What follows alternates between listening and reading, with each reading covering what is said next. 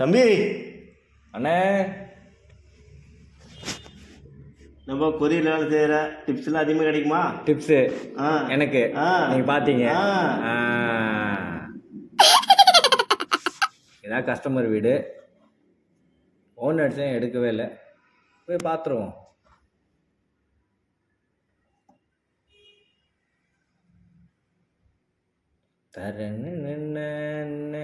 ஆ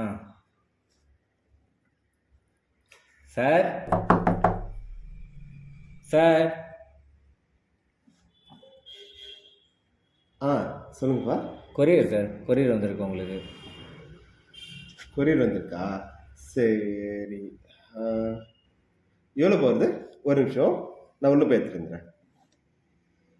பார்க்கவே திட்டு பயம் மாதிரிக்கிறான்.